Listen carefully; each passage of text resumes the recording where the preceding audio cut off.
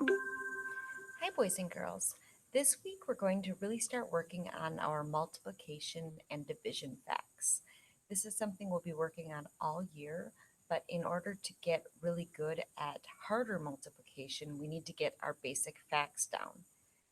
I wanted to go over with you a couple different ways that you might see multiplication and division facts written. For multiplication, a lot of times you'll see the X symbol, meaning times. 5 times 7 equals 35. 5 groups of 7 equals 35. You might also see the dot there, 5 times 7. They mean the same thing, they just are written in two different ways. A third way you might see it shown is with that little star symbol, 5 times 7 equals 35. It doesn't matter which symbol you see, all of the answers are going to be the same. Now, when we're talking about multiplication, the two numbers that we're multiplying together are called factors. So 5 and 7 are both factors. The answer in multiplication is called the product. So if I said to you, what is the product of 5 and 7? That would mean, what is the answer if you multiply? Now, there's a lot of different ways to practice multiplying. You can practice your skip counting. If I wanted to practice 5 times 7, I might say 5, 10, 15, 20, 25, 30, 35. You could draw a picture. If I have 5 times 7, it means I have 5 groups of 7.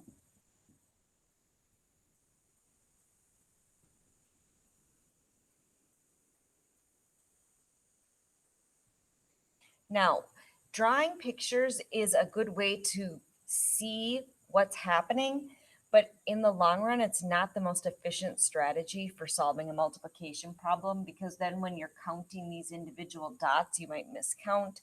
It also is time consuming.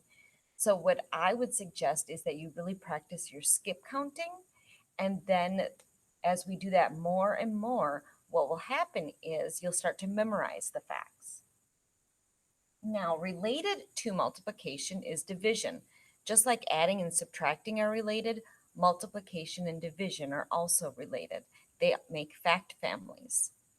So I used these same numbers, 5, 7, and 35, and I made division problems. Now, division is just the opposite of multiplication, where I'm saying, okay, I have 35 and I want to split it into 5 groups. How many will go in each group? So 35 divided by 5 would equal 7. And I could check that by going backwards. Is 7 times 5 35? Yep. Now, this is the most common division sign you'll see, where it has the line and the dot on the top and bottom. But there are a few other ways that you might see division represented. 35 divided by 5, using the slash here, that also means divided by. Or you might see it written like a fraction. This is also divided. It means 35 divided by 5 equals 7. And the final way is you'll see this little box here. Well, they take the big number, the 35, and they'll put it in the little box, 35 divided by 5, and you write your answer on the top. We'll be using this a lot more when we get into long division later on in the year, but those are some ways that you might see the basic facts written. Now, in division, the big number that we're dividing into is called the dividend. And the number we're dividing by is called the divisor. Finally, our answer in division is called a quotient. So what I want you to start doing every day is practicing multiplication and division facts, because the more you practice, the better you'll get. There are a lot of ways to practice.